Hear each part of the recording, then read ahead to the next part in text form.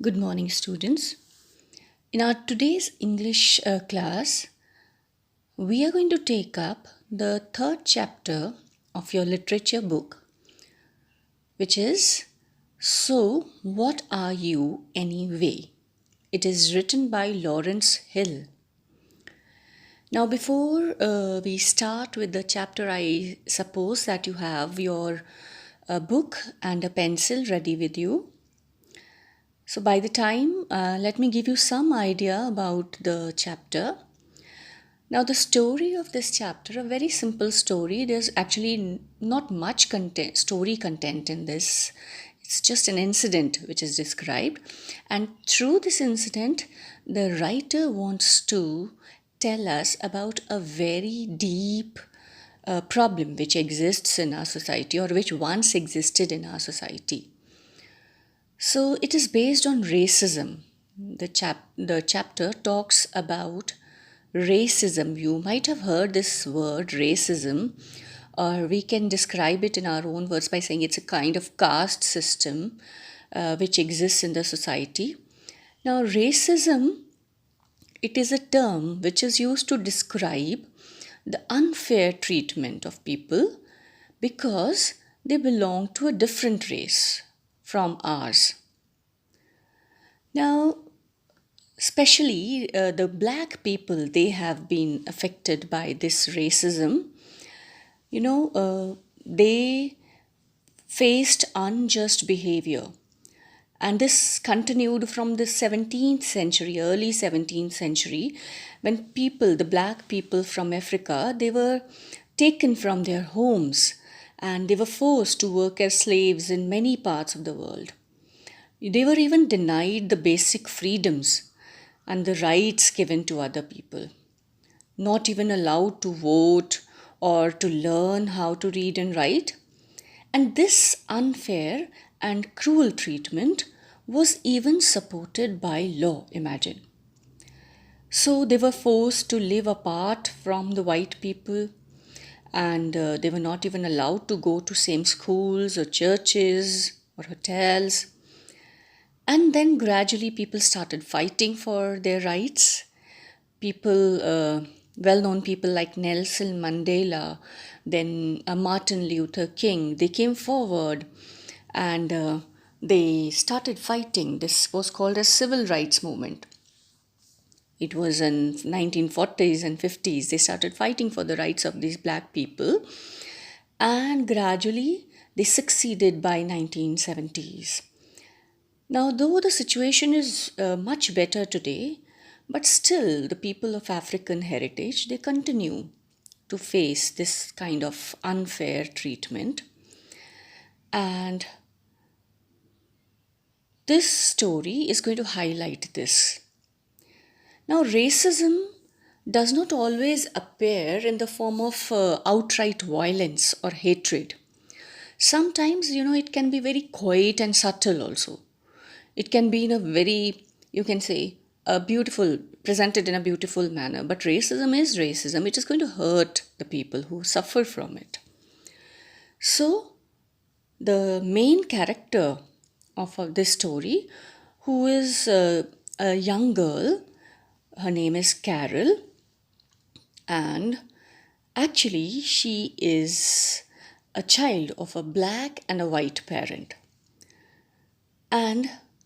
But she has no idea about this kind of things like racism. The parents have never told her about racism and all that because she's born in the present times. But once while she is traveling in an aeroplane, a white couple comes and sits beside her, and when they look at her, they are not exactly able to make out which race she belongs to, and they're very curious to know because she's the child of a black and a white parent, so it's not very clear to them. So very curious to find out, and they keep on asking various sorts of questions from her to find out her reality. And while they ask her all these questions to find out her reality, to find out her race, she gets very upset. And she's able to realize, she's made to realize by those people that she belongs to a class which is looked down upon. So she gets very upset when she comes to know about this reality and she's not able to take it anymore. So, what happens? How she deals with the situation, that we are going to read in the chapter. So, let's start the reading of the chapter. Open your book on page 25. So, what are you anyway? Now, we start with the first paragraph. Carol settles in seat 12A beside the window, puts her doll on a vacant seat, an empty seat, and snaps open her purse. So as soon as Carol settles down, and she's sitting by the window, she puts her doll, she has a doll with her, she puts it on the side, which is the seat which is vacant and the empty, and she snaps open her purse. She quickly, with a sudden movement, she opens her purse. Snaps is sudden and quick movement. She holds up a mirror. She looks into her dark eyes. She examines her handful of freckles, which are tiny spots dotting her cheeks. She checks for pimples but finds none, only the clear complexion that her father calls milk chocolate. Now, from all these lines, we can make out that Carol, who's a growing up girl, who's a young girl, because once the girls they start growing up, they become conscious of their looks, and they want to every now and then they want to see their face and find out there's nothing wrong in that, they are looking beautiful. So these are very simple things which the young girls they do it. So she, like them, she also holds up a mirror to find out she's looking fine. There are no there. She looks at the freckles, some dots, some dark spots on her face, and she checks no pimples are there. And she looks at the complexion, and which her father admires. Her father loves her very much, and he calls her complexion as milk chocolate because he finds her white. So this is yours, I believe. Second paragraph. A big man with a sunburned face is holding her doll upside down. Now, when Carol is busy examining herself in the mirror, she hears a voice, and somebody comes there and picks up her doll.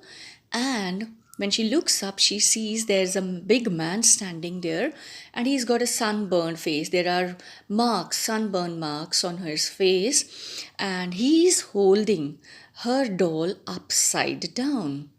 So, may I have her, please? Carol says. So, Carol doesn't like this, and she says that, may I have my doll back? He turns the doll right side up. So, the man quickly turns the doll right side up. A black doll? I never saw such a thing. So look at the first remarks which he makes. Now this doll is not a usual doll, it's a black doll. And he's a little confused. He says, I've never seen a black doll. No, I've seen dolls always white and beautiful, but I've never seen a black doll. So this first remark from a man itself shows that the kind of thinking he has.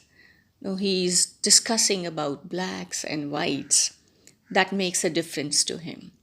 So he's got that type of thinking. Her name's Emmy. May I have her, please? So Carol, she still tries to be very polite, and she doesn't remark or doesn't retort back by saying, why, like she could have said anything that, who are you to call my doll a black doll or something like that. But Carol has nothing of that sort in her mind. So she is a polite girl, and she says that her doll is Emmy, so don't call her black doll. She's hurt when he calls her black doll. So she tells that her name is Emmy and I want my doll back. Very politely she says, look at the way she says, may I have her, please? Henry Norton, cries the man's wife. So just besides the man, His wife also comes and he tells the name. He says Henry Norton. She calls him. Give that doll back this instant. And she's a little angry by the way Norton Henry's behaving. So she instructs him that quickly give this doll back. Instant, that moment itself. So Carol gets the doll back. Carol tucks the doll close to the window. So she gets the doll back and she keeps it safely by her side, tucks, and the man sits beside Carol.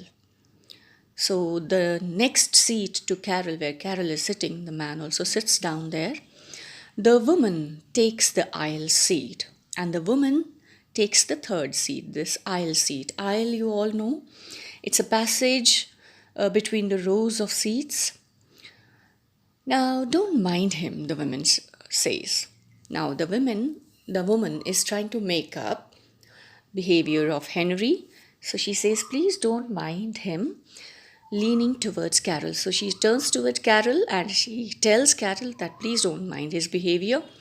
By the way, I am Betty Norton and he is my husband, Henry.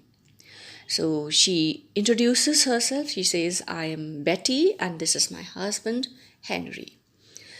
The man next to Carol hogs the armrest.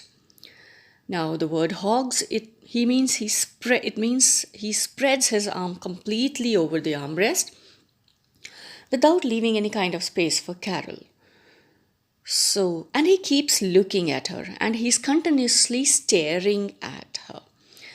Now, just imagine, if you are traveling and a stranger comes and behaves like this, now continuously keeps on staring at you. So it's obviously we get upset, no? If somebody is a stranger especially continuously stares at her and the body language, look at he tries to spread himself and without leaving, he's careless type of a man. So she starts getting upset. The stewardess passes by checking seat belts. Everything is okay. So the flight attendant, the stewardess, she comes by and she checks everybody is wearing the seat belts and she asks everyone, is everything okay? And then Carol asks her that, may I go to the bathroom? Carol asks, do you think you could wait? We are about to take off. So the flight attendants, she tells Carol to wait. If you could wait, because we are just about to take off. The plane is about to take off. Okay, so Carol says, okay, fine, no problem, I can wait. Carol looks out the window, sees the Toronto airport buildings fall behind, and wonders if her parents are watching. So as the plane is taking off, Carol looks outside. She looks at the buildings which are being left behind and she's wondering, she's thinking maybe whether her parents are watching or not. Maybe they had come to drop her off at the airport. Say goodbye, she instructs Emmy. So just like a little child, she tells her a doll to say goodbye, waving the doll's hand. Say goodbye to mom and dad. The engine charges to life, so the engine starts moving. There's a sound. Her seat hums, so there's a sort of vibration in the seats also, and the seats are making sound, humming sound. They taxi down the runway. Now they are moving down. The plane is taking off and it is moving down the runway. Look at the word taxi here. Taxi is usually used as a noun, but this here, it is used as a verb. Can you see? They taxi down the runway. So the plane, it moves down. Taxi here means moves down the runway. She feels a hollowness in her stomach. So it's obviously sometimes, when the plane is taking off, we get a sort of uneasy feeling. So she gets an feeling of uneasiness when they lift into the air. Her ears plug and stay that way until the plane levels out. So here her ears, they get blocked and they are like that until the plane is in the air and it levels out. That means now when it starts moving on a leveled height over the pillows of cotton. Now they are flying over the pillows of cotton. What I think you can very well imagine, pillows of cotton are used for clouds. Yes, they burn as bright as the sun. So on the other side of the clouds, they are watching their sunlight is falling on the clouds and they are looking very bright. They're burning as bright as sun. So that is what the other side of the clouds look like. So Carol wonders when she looks at the clouds and the bright light of the sun falling at the clouds. Wonders. So this is how the clouds they look like on the other side, and they are burning as bright as sun. Audio 2. So let us start with the 15th paragraph now. As Carol is sitting and the plane is taking off and she's looking at wondering at the clouds, how they look like from the other side. Excuse me, the man is talking to her. You can go to the bathroom now, you know. So as the plane has taken off, so the man quickly tells her that, excuse me, so you can go to the bathroom now because now the plane has taken off. No, that's all right, Carol says. So Carol, she just tells, it's okay now. Traveling all alone, are you? So again, the man can't stop himself and he wants to talk to Carol, and he says, "Are you traveling alone?" Carol swallows with difficulty. Now, Carol definitely she's traveling alone, and when a stranger asks her such a question that "Are you traveling alone?" she is not comfortable at all. She feels a little shocked. How can a stranger straight away ask me this question? And she doesn't want to disclose any kind of such things, although it is very clear that she's sitting alone. So she has a difficulty and she swallows it with difficulty. She takes in this question with a difficulty, and she doesn't say anything. She doesn't answer anything. And again, the man pops up with the next question. Where do you live? He asks. Don Mills. So this time she has to answer because, she doesn't want to be rude. She's not answered one question. Oh, really? He says, were you born there? So now the next question. So, were you born there? Yes. And your parents? My mother was born in Chicago and my father was born in Tuscan. So gradually the man comes to the parents, that where were your parents born? So this is an indirect way of asking. Actually, he wants to know the race of Carol. So he says, okay, he wants to know about her parents. That, okay, she tells my mother, she was born in Chicago, and my father was born in Tuscan. And you are going to visit your grandparents? She nods. So the man says, are you going to visit your grandparents? And she nods. She agrees. And your parents let you travel alone? So look at the kind of questions he is asking. Nonsense, we can call it. No? So he says, are you traveling alone? And your parents, they're letting you travel alone? So Carol, she tries to explain. She says it's only an airplane ride. It's very safe and I am a big girl. So very confidently, she says it's only a plane ride and I am not a small child, I'm a big girl. So explains with confidence. So the man lowers the back of his seat. So the man leans down a little on the back of his seat and she's chuckling. Chuckling means he's laughing to himself, laughing inwardly. Maybe he just is laughing at the answer which the girl gives. He whispers to his wife. Now, the man starts whispering to his wife, another kind of behavior which shows, a body language which shows that he is not well behaved. When you're talking to another person and then you start whispering to the other person in front of somebody, it looks very, very insulting and hurting, as if you're talking about the other person. So he whispers to his wife, and his wife says no, bluntly. Carol hears her whisper back. So Carol again hears this sound of whisper back. She also whispering, "You ask her." So she hears that this sound. You ask her. Carol yawns, holds Amy's hand, and goes to sleep. So Carol is yawning. She's feeling sleepy, and she doesn't mind. And she tries to ignore what these people are talking about, and she tries to go asleep with her doll. The clinking of silverware wakens her, and then she's waken up by the sound, the clinking sound of the silverware, the cups, glasses, spoons, and all that. But she hears the man and woman talking about her, so she keeps her eyes shut. And as she's woken up, she hears the man and the woman talking about her only. So she keeps her eyes shut and she pretends that she is still sleeping, but she wants to hear what they're talking about. "I don't know, Henry," says the woman. "Don't ask me, ask her." So, this is what the woman is telling the man, that I don't know anything about this, so why don't you ask her directly? "I'm kind of curious," he says. "Aren't you?" So, this is the man saying, he says, "I'm curious. I want to know." Maybe he wants to know which race is she belonging to.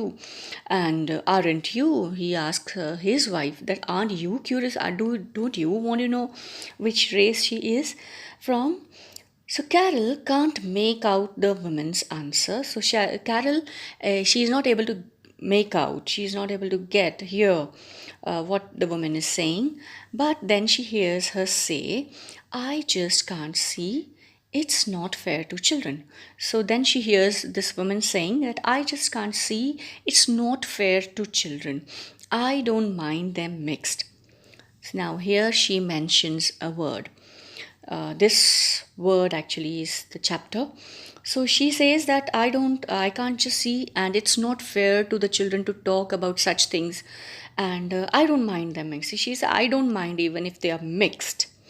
But the world isn't ready for it. But she says, "But this world, that this world is still not ready for mixed kind of children, the mixed kind of breeds, the blacks and whites coming together. So they are neither one thing nor the other." Now look at this line. Although in the previous line the woman says, I don't mind them. But then she remarks that they are neither one thing nor other. They are neither this side nor that side. That means they stand nowhere. They don't belong to any race because they are a mixed breed. So Henry wake that child and see if she wants to eat. And then she hears, Carol, she hears that the woman is telling Henry to wake her up so that she could eat anything. When the man taps her shoulder, Carol opens her eyes. Now, as soon as the man taps her shoulders to wake her up, Carol, she opens her eyes because she's already awake. "I have to go to the bathroom," she says, and quickly. Now she's already started getting upset by listening to all what they were talking about, and she's getting uncomfortable. Although she doesn't have any idea what they are talking about, mixed and all those things, but she's already upset because she understands that much that it's not something good. So as soon as she opens her eyes, she wants to go away, she wants to run away from this situation, and she says, "I want to go to the bathroom." But they are going to serve the meal, the man says. So the man tries to hold her and says that, "Okay, just wait because now they're going to serve the meal. Henry, if she wants out, let her out. She's only a child." So the wife, Betty, she says, "Okay, Henry, let her go to the bathroom. She's only a child." Carol grimaces. Now, when Carol hears this comment, "she's only a child," Carol doesn't like and she's angry and she makes an expression. She frowns actually. She twists her face to show an angry expression to them because she thinks she's a grown up girl. She actually is a grown up girl. She's definitely not a child, she's a young lady. Once in the aisle, Carol realizes she has forgotten Emmy. So Carol is going towards the washroom, and once she's walking in the aisle, Carol, she realizes she's reminded of that she's forgotten Emmy. Henry Norton hands her the doll. So Henry, he's also able to make out, and he hands her the doll. There you go. And don't fall out of the plane now. There's a big hole down by the toilet. Now look at, he tries to make fun here. So he hands over the doll to Carol and he says, okay, be careful. Don't fall out of the aeroplane because there's a big hole down by the toilet. There is not, Carol says. So Carol is still not happy and she tries to be a little, you know, blunt this time, and she says, no, there's nothing, that any kind of thing like this in the aeroplane. There isn't any such thing. So she answers back, and she heads down the aisle. She goes towards the aisle with an eye out, just in case there is a hole after all. So already she is upset. So although she is told them that there isn't any such thing in the aeroplane, but still she moves towards the toilet, and she's keeping an eye out. She's watchful. Eye out means she's watchful here in case she tries to be very, very careful. Coming out of the toilet, Carol finds the stewardess. Now, when she comes out the toilet, she finds that flight attendant standing there. And, excuse me, miss, could I sit somewhere else? And the question she tells the flight attendants asks that, can I sit somewhere else? Now, this reflects that Carol, she doesn't want to go back to that place because she's not feeling comfortable there. She's upset by although those people, they haven't talked to her, but the kind of conversation which Carol heard from them, she's upset about that, and she says, may I sit somewhere else? Now the woman frowns, the stewardess, the flight attendant, she's shocked. She gives an angry expression. Why?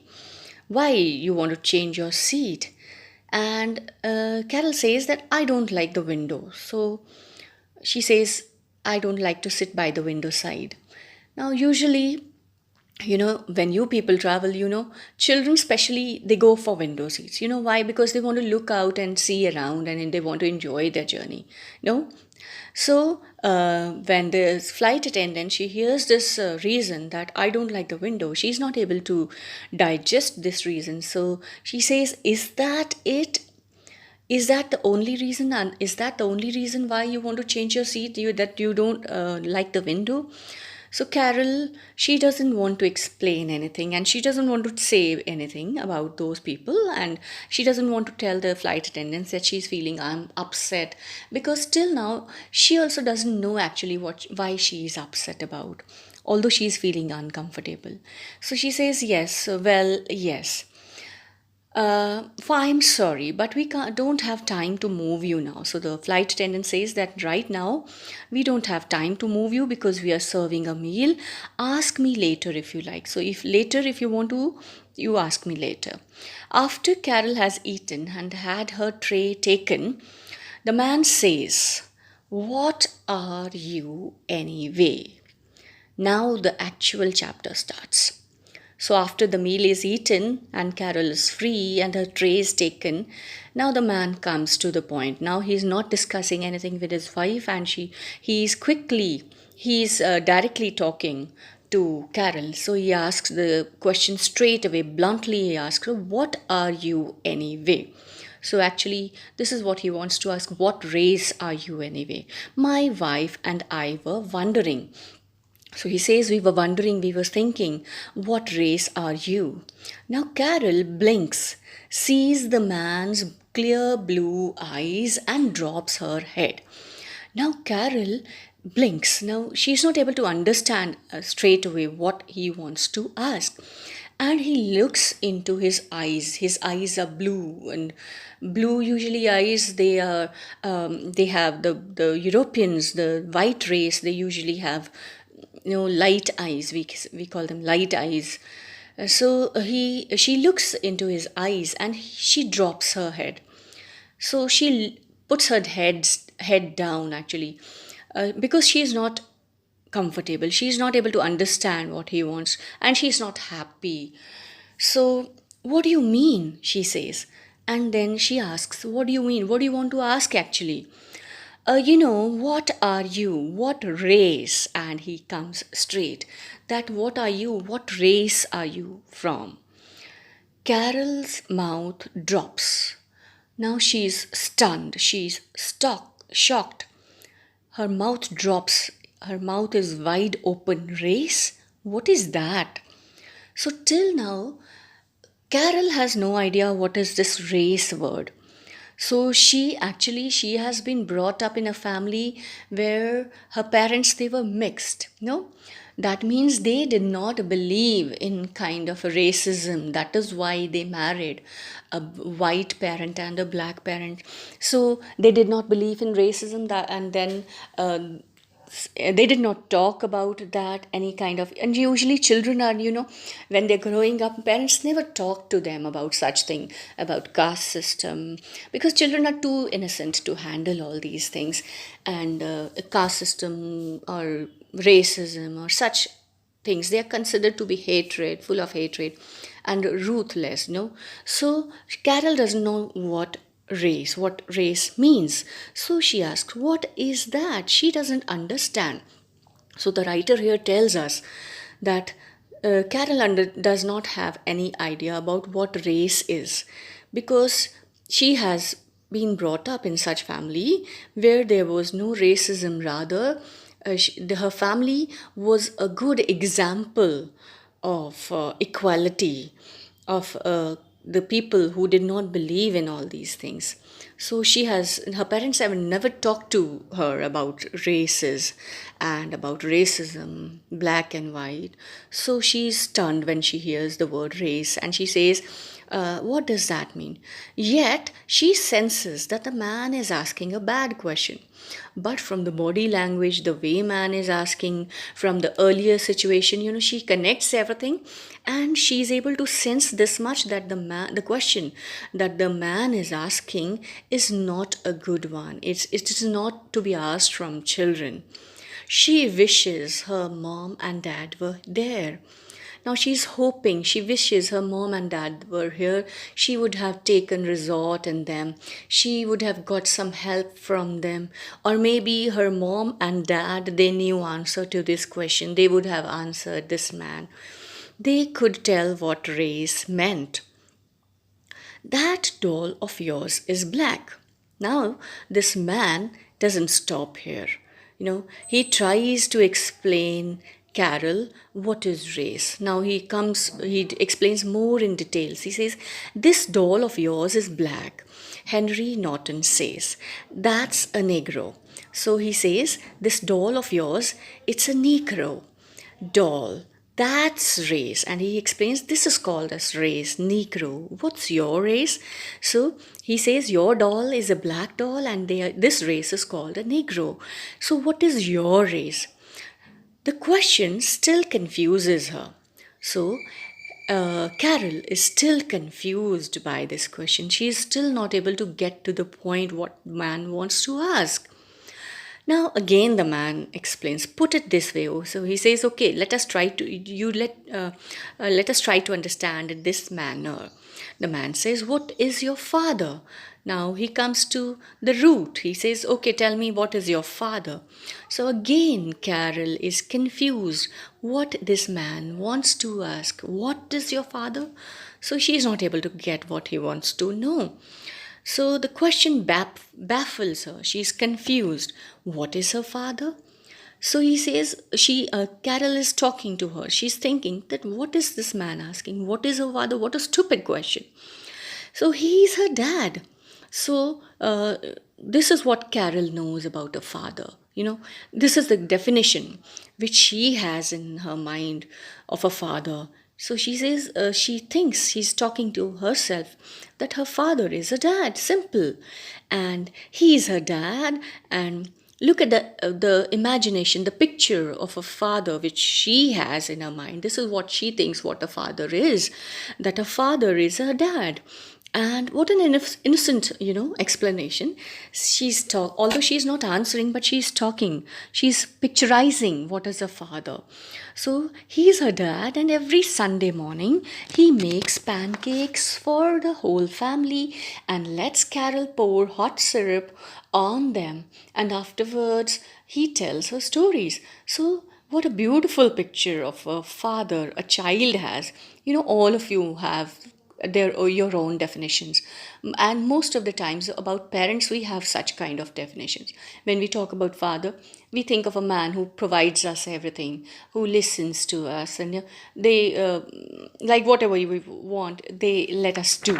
So Carol thinks her father is her dad, and every Sunday morning he makes pancakes for her and he lets her indulge into the luxury of pouring hot syrup on them as much as she likes, and afterwards tells her story. So this is the definition of a father she has in mind. So when this man Norton, he asks her what is her father, what is your father, she is baffled.